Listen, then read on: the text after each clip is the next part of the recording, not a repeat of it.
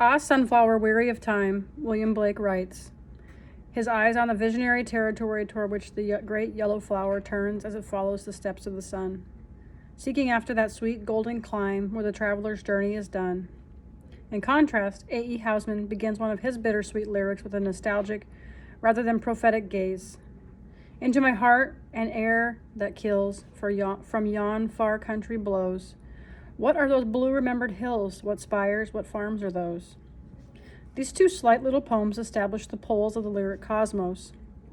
They leave, however, a perplexing and unanswered question. Highlight. Does the lyric long for something lost or for something never found? Stop. Throughout its history run the two strains. A, circle the word nostalgia for those blue remembered hills, and circle yearning for that sweet golden clime, each a desire for a territory that the heart considers its rightful domain. Highlight. For the heart knows that something is amiss in the present, in whatever land it finds itself. Stop. Whether it conceives of the right order of things, as in the dark, backward, and abysm of time, as Prospero says, or in some Tennysonian divine far-off event. Highlight. The lyric cry is most frequently that of the displaced person. Page 2. Stop. Actually, keep highlighting. On page 2, the land for which the lyric yearns, looking back, overtly or not, is usually taken to be the Garden of Eden, the misty site of origins. The home toward which it aspires, straining forward, is symbolized by the New Jerusalem, the ultimate consummation for which all creation groans. Keep highlighting. Between these two poles, the retrospective and the visionary, lies the third ground of the lyric, the garden, less encounter but an atmosphere no less intense, an affirmation and celebration of the present moment. Stop. All right, so as we talked about at the beginning of the year, the Garden of Eden is the top of the circle, right? So the lyric is the top piece of that pie. We started there once and we can never go back, okay? So we yearn for that time, though. We yearn for that time of perfection. This is the realm of consummation and joy. So the garden is the realm of consummation and joy. Expressed in such lines as Hopkins, the world is charged with the grandeur of God. It will flame out like shining from shook foil. Or Dunn's, O my America, my newfound land. Keats's, Thou still unravished bride of quietness. Or even Robert Frost's single sentence testimony. The way a crow shook down on me, the dust of snow from a hemlock tree, has given my heart a change of mood and saved some part of the day I had rued. Highlight. But such contentment is brief. Throughout all lyric utterances, whether or not openly acknowledged, runs the great thread of the lyric enemy, time. Love is the natural dwelling ground, the garden of the lyric, and time is its chief adversary. For time leads inevitably toward mutability, and behind change and loss lurks the spectral image of extinction. Above all else, the lyric is motivated by the desire to overcome obliteration. Stop. So let's circle some words here. Circle adversary.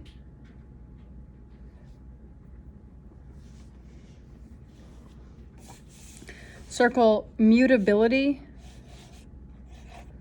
So mutability, if you want to write in the margins, it just means death. Spectral, look up spectral, or circle spectral.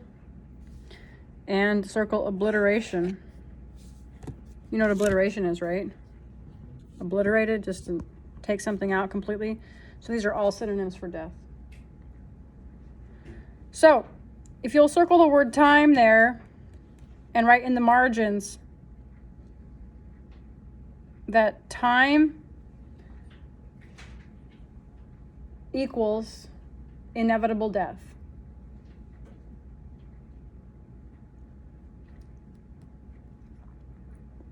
Inevitable, inevitable.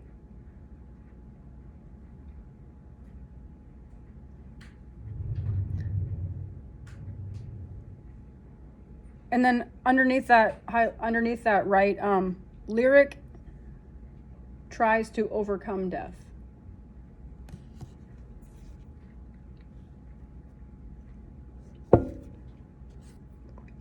We know that's logically impossible, right? We're going to find out how it's mythically possible, though, through lyric here in just a little bit. Eros equals love. Thanatos equals death. So you can write Eros versus Thanatos is its constantly recurring concern. Eros is love. Thanatos is death. You know Thanos from all the movies. And it's strange to be able to say with the Song of Songs, love is stronger than death.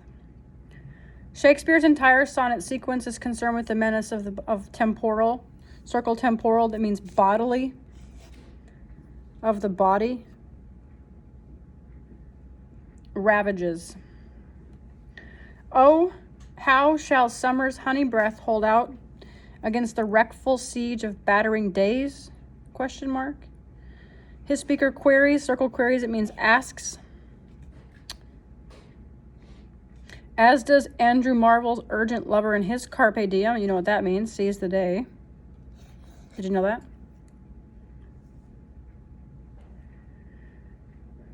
At my back, I hear time's winged chariot hurrying near. Time's end, death, is an affront, an intrusion, an interloper. Back from my trellis, sir, before I scream, says the lady to the gentleman in dust coat in John Crow Ransom's Piazza piece. So great, circle antipathy, which means hatred, toward time and loss, top of 3, stems from the apparent conviction that, highlight, death should not be part of the human contract. Keep highlighting. Indeed, the lyric emerges from a region of the soul convinced of its rightful immortality. Stop. This archetypal intuition is reinforced in Western culture by the book of Genesis, story of creation and the fall. The doctrine that death came into the world as a divine afterthought, a punishment on an otherwise immortal creature. But despite its reluctance, the lyric has had to face its endings. Timor mortis conturbat me, as the 15th century Scottish poet William Dunbar wrote in the time of plague. Highlight, poets throughout the ages, while ostensibly refusing, like Dylan Thomas, to mourn the death by fire of a child in London, have composed endless elegies, epitaphs, and lamentations to children of all ages. Keep highlighting. Now, no matter child, the name, sorrows, springs are the same, Hopkins declares, recognizing that whatever the immediate occasion, it is Margaret you mourn for. Stop. Okay, so Margaret is something that I would put in quotes, that Margaret is the thing that we lost that we think about all the time. For most people, it's their childhood. You guys are kind of still in your childhood right now, so that's what you would say a midlife crisis is about. That's the Margaret, right? And they try to fill up that emptiness with cars and women and whatever. But, well, I don't want to say too much about it because it's all going to kind of come out as we read the essay, but everybody has a Margaret. And one of the questions on your essay reading questions is, what is the Margaret you mourn for? So it becomes a little more personal, and I write that this is a personal question. You don't have to go into detail if you don't want to, but forcing you to think a little bit about loss. It could literally be someone named Margaret, but it could be Margaret as a representation of just, Margaret represents the loss, is what I'm trying to say. Forced by their very sensibility to remember mortality, poets have written eloquent and moving protest against it, being mortality, death, lamenting the grim and callous destruction wrought by the inexorable, circle inexorable, which means, we actually circled this a couple essays ago. What does it mean? Pencil broke. Not stopping. No, my pencil broke. It's a POS pencil. Inexorable. It doesn't stop.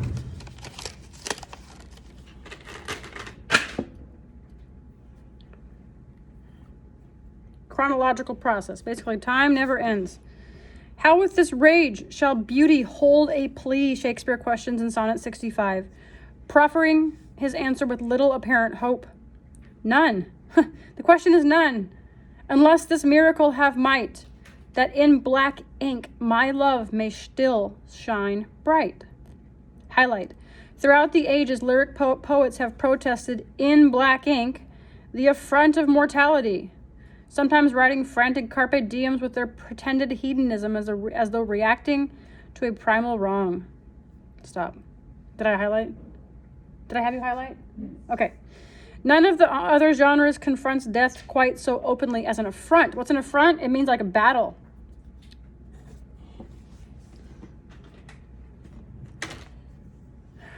Tragedy sees obliteration as a necessary outcome and almost a welcome relief.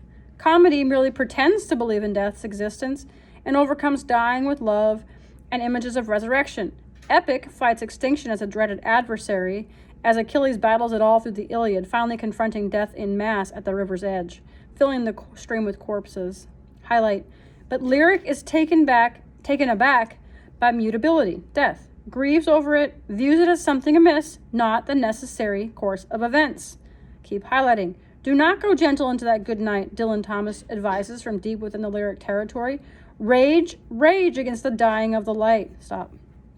And Andrew Marvell ruefully reminds his coy mistress, the grave's a fine and private place, but none, I think, do there embrace. In other words, no one can make love in the grave, so we got to fight against it. Death is so contrary to our nature, lyric poets would say that, as Ransom puts it in Bells for John Whiteside's Daughter, top of 4, our minds are staggered, we are affronted, vexed at the little lady, formerly so busy, now lying so primly propped. Okay, so this is a little girl who died. There was such speed in her little body, and such lightness in her footfall, it is no wonder her brown study astonishes us all. So we have this little brown girl laying in her casket, and 2 days ago she was running around, and now we're sitting here staring at her in her casket. It's shocking. The brutal contrast between life and death is so absolute as to astonish its viewers, to turn them, in the original sense of the word, to stone. Keep highlighting. The lyrics' real hope for overcoming death, then, is not just ceremony, or as Shakespeare would have it in black ink, but beauty, through what Jacques Maritain, following St. Thomas, has called ontological splendor, achieved form. Keep highlighting. And though the other genres also strive to achieve this form, they are able only to attain heights when their language reaches lyric intensity. For beauty has its own energy that propels it to the peak of mortal awareness, toward the dark cloud of unknowing within which life meets its enigmatic beginnings and endings. Stop. Enigmatic, circle that. An enigma is something that can't be defined. So enigmatic would be something that cannot be defined. Basically refuses interpretation. In the margins, I want you to write, beauty is the only hope in overcoming death.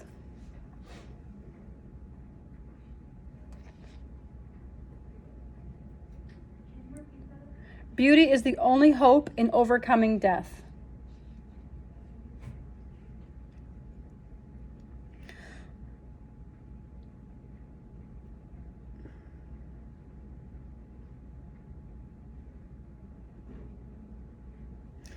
Also, I want you to write beauty greater than symbol black ink.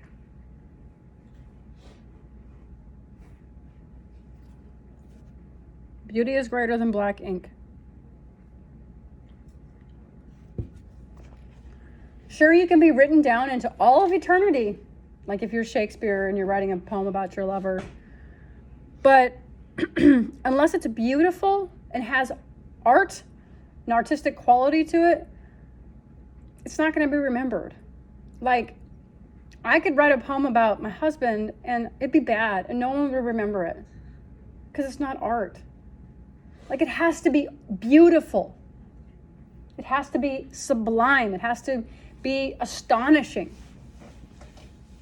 That's why not all music, not all art is created equal. Some of it's just candy, not beauty, right? Some of it's just fun to eat for a second, but it doesn't keep you alive. Beauty keeps you alive, therefore it fights death. It overcomes death. I use the word overcomes in quotes because you can't overcome death. But you can be remembered forever if someone writes a poem about you that lasts forever, right? That's why we still know the name of Achilles. And the people in Midsummer Night's Dream.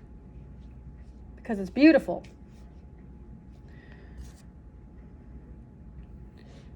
The viewer of the tireless little lady in Ransom's poem has to remember her as vitally alive and then transform those images into a fairy tale-like eternity. Her wars were brooded in our high window. We looked among orchard trees and beyond, where she took arms against her shadow or harried unto the pond. The lazy geese, tricking and stopping, sleeping and proud, who cried and goosed, alas, for the tireless heart within the little lady, with the rod that made them rise from their noon apple dreams and scuttle goose fashion under the skies. It is only by immortalizing the busy little girl as a kind of fairy princess and thus transforming her image into the beautiful that we as witnesses can bear the raw contrast between life and death. Does that make sense? She becomes immortal through beauty. Highlight this, top of 5. But beauty is not to be found in a mere appeal to the senses.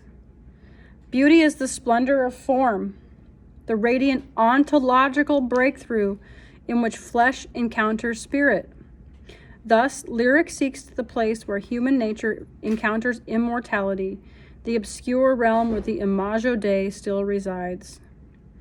This region is the source of thinking and feeling, communal, not only in that each is connected to the other by a kind of empathy, but in that, at least momentarily, each is the whole human race. Stop.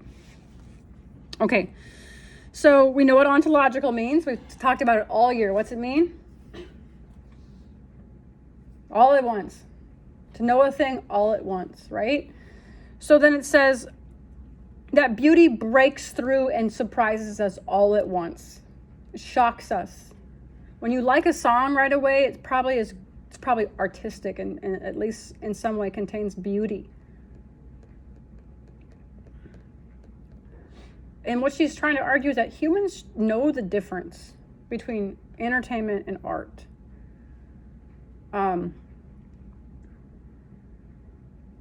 The imago Dei, if you'll circle that, it means the image of God.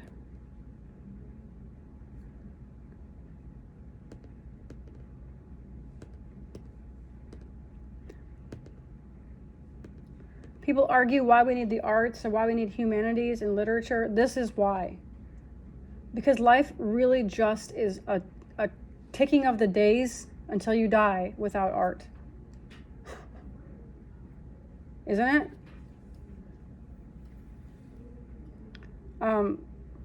So that's why we have to study it, so we can recognize it we can recognize the differences. Small and fragile as it is, the lyric achieves this universality. But because of its extensive territory and multiple forms, it has been difficult to define as a literary genre. Most handbooks speak of it as short, subjective musical utterance of a single voice, but none of these qualifications is absolute. Notice how she says that here's what people do to define genres, and here's what I'm going to do to define genres. She never, in every single essay we've read, she said, well, tragedy can't be broken down to its parts. Comedy can't be broken down into its parts. Epic can't be broken down into its parts. Neither can lyric. Lyric is not just rhyme. Lyric is not just the words. It's not just a single voice, whatever. Go down to the next paragraph, please. Highlight, if we investigate what Aristotle might have meant by the praxis, circle praxis, you know that praxis equals practice plus what? Action.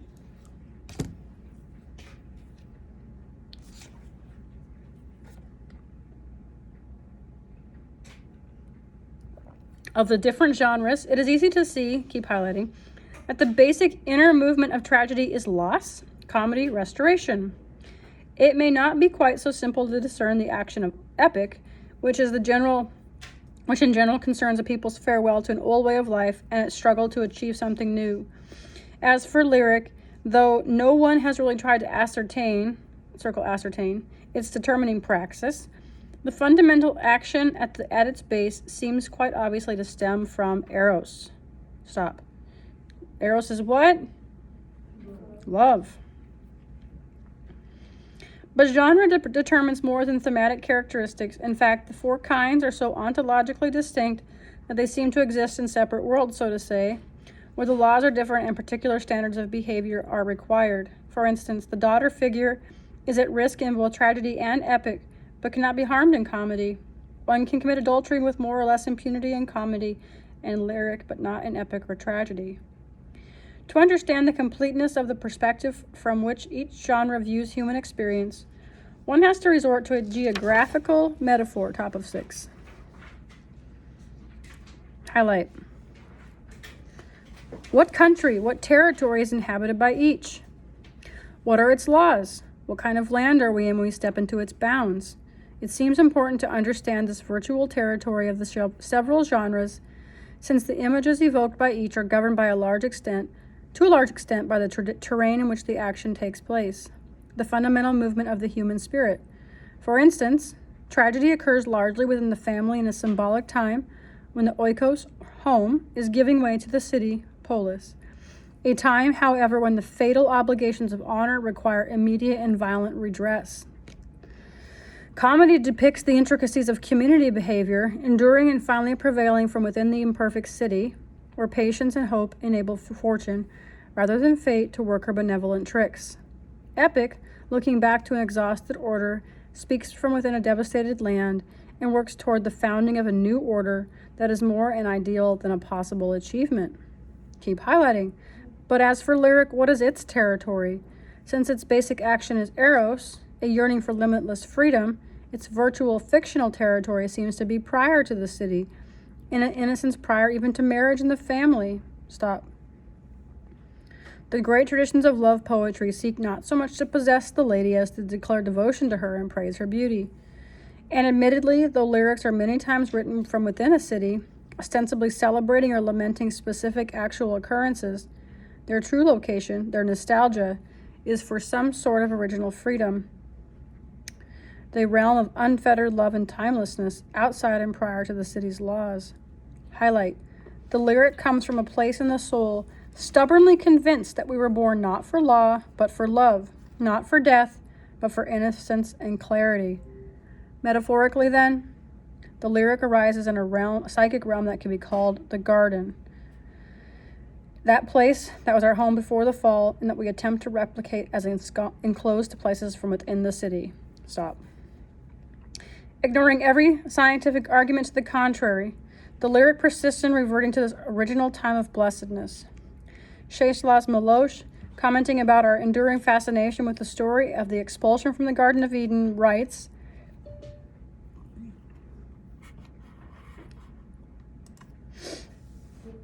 where am I at? In our deepest convictions, reaching into the very depths of our being, we deserve to live forever. We experience our transitoriness and mortality as an act of violence perpetrated against us. Only paradise is authentic. The world is inauthentic and only temporary. That is why the story of the fall speaks to us so emotionally, as if summoning an old truth from our slumbering memory. Highlight. As Miłosz points out, the lyric persists in remembering some sort of divine origin, some blessed time lost through human fallibility, but still possibly available, perhaps in the beloved, perhaps the song of a bird, perhaps in the very language that comes unbidden to the poet. Stop. So fallibility, circle that. It means sin.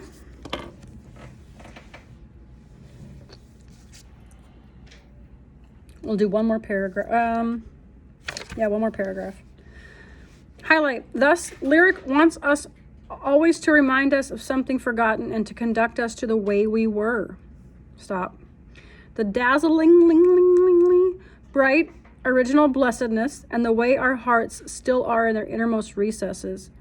But what we really want is what Frost desires in Birches, to climb toward heaven till the tree could bear no more, but dipped its top and set me down again.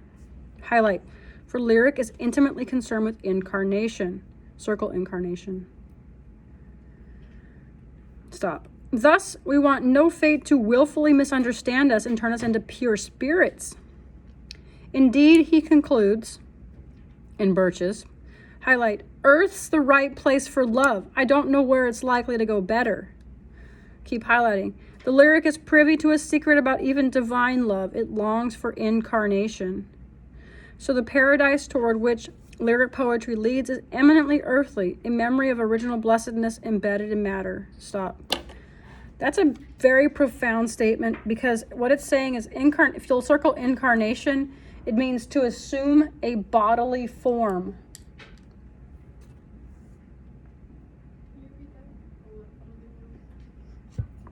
To assume a bodily form. What does that mean? Why does divine love long for bodily form? Why did God make himself Jesus? Because earth's the right place for love. That only humans can feel love. Why do you think the gods of the Greeks and the Romans played with us so much? Because being a god is boring. There's nothing exciting. You've seen everything. You've done everything.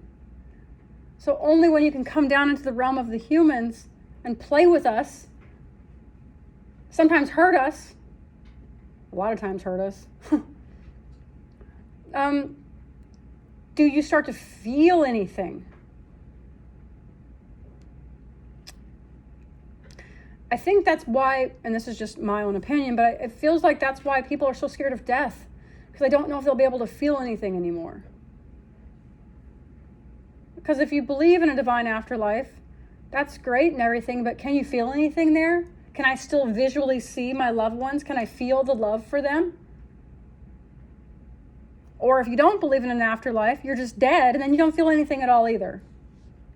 So if the divine longs for earthly incarnation, then certainly humans don't want to die, because then we can't ever feel that again. Make sense? So what this poem Birch's is saying is that we climb to the heavens, but we don't want to become angels. We want to climb as high as we can, but we also want to be dipped back down, like Jack and the Beanstalk. You don't want to climb all the way up. You still want to come back down. Why? Because on the page before, 2 pages before, the graves of fine and private place, but none there do embrace. Can't feel anything from the grave. All right, I'll stop. We're in the middle of page 7, for those of you who are reading.